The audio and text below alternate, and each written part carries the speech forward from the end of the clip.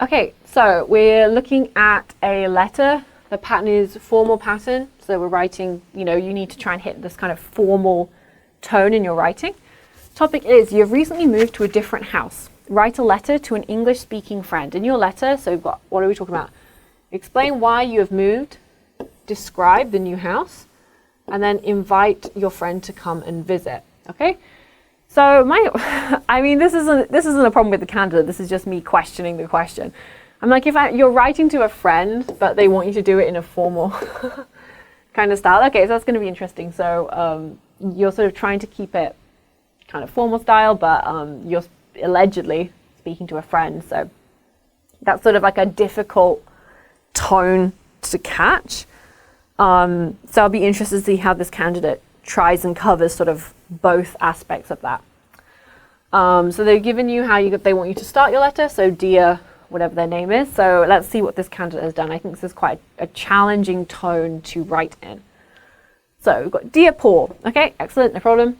I'd like to inform you that I moved to a brand new flat last month. Okay, I like this brand new flat. Okay, first off, flat, of course, UK English. So I'm always here for some good British English. And brand new flat is a very natural way that you would describe it. So that's good vocabulary right off the bat. As you may know, the average apartment rental price in my area has dropped dramatically since COVID-19, but my previous old apartment has the same rental price. So I really like this phrase, as you may know, I think is a really good way of starting a sentence. It has like a conversational feel to it. So it's the kind of thing I would use if I was sending an email to a friend or to someone in my family. It has like a nice conversational feeling to it and fits very naturally into a letter or an email. So I really like having candidates start sentences with this phrase. The average apartment rental price in my area has dropped dramatically. I like, good grammar since COVID-19. But my previous old apartment, so the only issue we have here is previous and old. You don't need both, you just need one. So you could say my old apartment has the same rental price, or you could say my previous apartment has the same rental price. To be honest, I think in this tone that we're going for, old sounds a little more what we want. My previous apartment sounds too formal to be writing to someone you know as a friend and are inviting over. So I would say old is a word that fits this tone a little bit more. Like I said, it's difficult. We're sort of hitting that line between, it sounds like someone, a friend, but probably not a close friend. So like an acquaintance who you want to invite over. So hitting that sort of acquaintance formality is quite difficult to do. And so I would say previous is too formal and old is more appropriate in this situation. So someone might ask, why is it okay? Is it okay to say flat in one sentence and then apartment in the next sentence? Because obviously apartment is from America and the flat is from the UK. Personally, I think that's fine. Usually I tell my students, if they've studied in America before and they're used to American English, stick to American English. Or if they've been learning British style English from like a British teacher, or you studied in the UK, just stick to the British English that you're comfortable with. But to be perfectly honest, I think, mixing the words like flat and apartment isn't a big problem for me. I do that all the time because even though I'm British, a lot of my friends are American, and so I've just picked up American words from them. So I think mixing them is actually okay in most answers. I don't think most examiners would mark you down for that. So that's not a problem for me. But if you're more comfortable using American English, I think that's totally fine to use in your exam, if that's what comes naturally to you. Has the same rental price. Okay, next. Therefore, a couple of months ago, I started to look for the top deals on apartments that were built less than 5 years ago and located one by the subway. Okay, so I kind of like the start. They're going for a sort of more complex sentence pattern. They've got their little time clause in there. Therefore, a couple of months ago, I started to look for the top deals on apartments that were built less than 5 years ago and located by the subway. Fortunately, I got the best deal on my list. And last month, I'm not really sure, best deal on my list. We'll come back to that. Fortunately, I got the best deal on my list. And last month, I moved to a new apartment, which was built this year. And its first floor is connected to the underground subway. Okay, this is my first thing. Okay, this is a bit of a long sentence. Okay, and so I have a feeling that I'm not happy with all these commas that are in the sentence. Okay, so I'm going to read the sentence. The purpose of a comma. What is the purpose of a comma? The purpose of a comma is to, if for someone who's reading aloud or reading in their head, it's a natural pause in the sentence. Okay, so I feel there's too many commas, so I'm going to read it out loud and I'm going to pause consciously at every comma. Fortunately, I got the best deal on my list. And last month, I moved to a new apartment which was built this year, and its first floor is connected to the underground subway.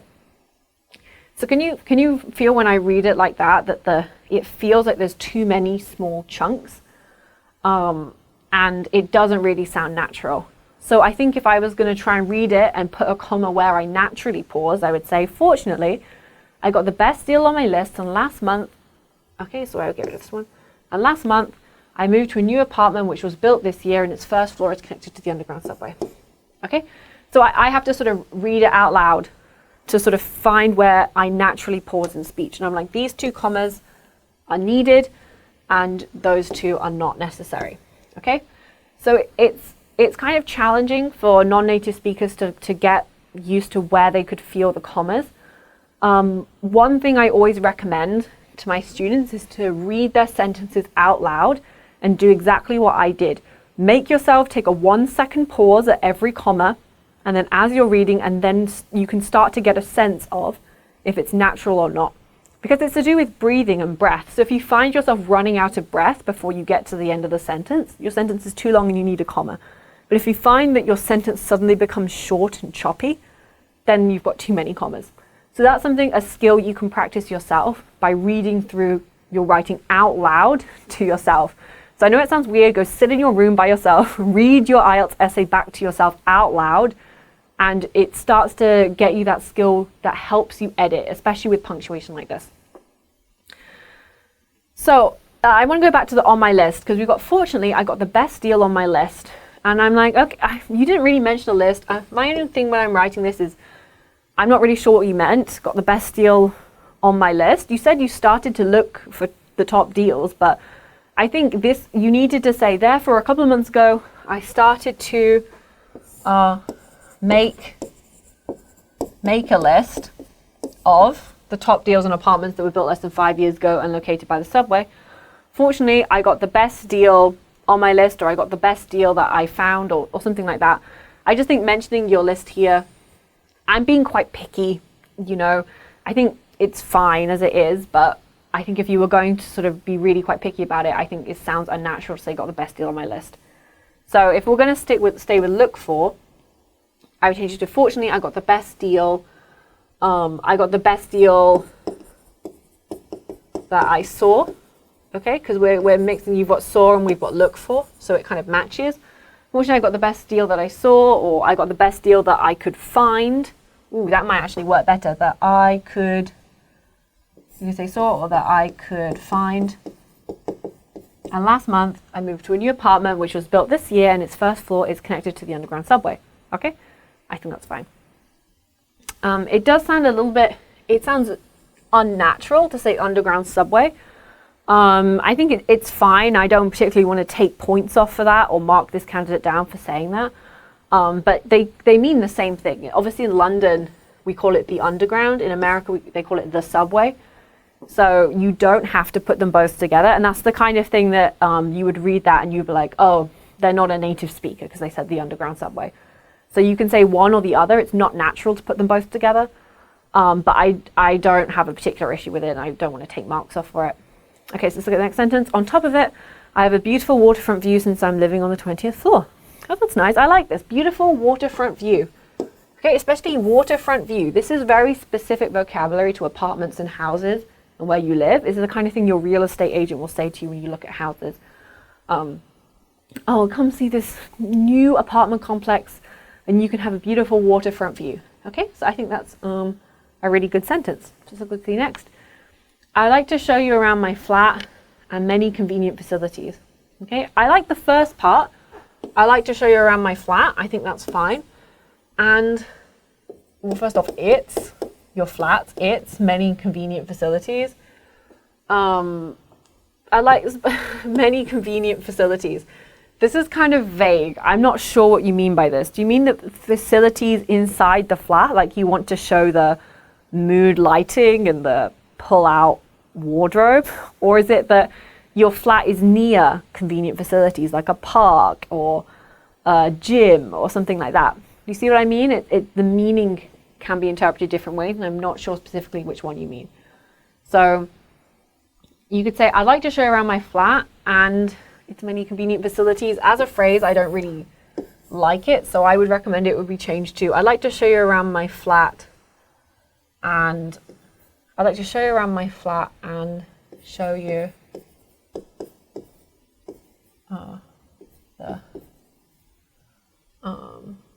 show you its modern features.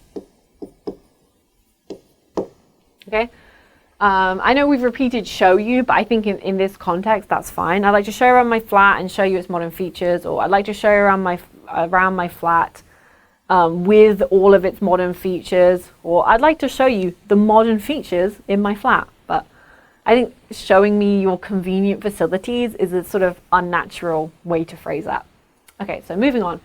Moreover, I'd like to have quality time with you, chatting about your new teaching job and your new lifestyle and career while having dinner together on my balcony. Oh, this is a great sentence. Moreover, I'm like, this is such a good sentence. Quality time, good vocabulary. Chatting with you, excellent. A balcony, nice, okay, specific to your flat. Yeah, I think that's a good sentence, and it sounds very natural in terms of this tone. You know, it's very natural. I'm inviting you over because I've got a new flat and I want to find out what's happening with you. Excellent.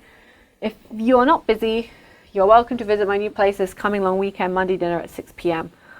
The only thing I would add here is because you're inviting someone, you sort of want to add a question to it. So you said, if you're not busy, you're welcome to visit my new place this coming long weekend, and then you want to sort of suggest this as a question. Is Monday at 6 p.m. okay for you? Or would Monday at 6 p.m. work for you? Okay, so because it's sort of you're doing a polite kind of request, you want to phrase it like that. Because the way this candidate's phrased, it sounds more like a command. You are welcome to visit my new place this coming long weekend, Monday at 6 p.m. Like there's no room for maneuvering. Like if I said, well, what about Monday at 7:30? Like, you know, because it's a request, you would want to phrase it like that. You know, does Monday at 6 p.m. work for you? Okay, would be a natural way to phrase it. And then you would want to say something like, let me know if another day is more convenient. Okay, so you could say something like that, let me know if another day is more convenient, or you could sort of say, I'm free all that weekend, so let me know if another day is more convenient. So because you're being polite, you're trying to give them some choice and some flexibility in it. Okay, so that would sound a bit more natural. Hope to see you soon, Paul. All the best. Bingo star.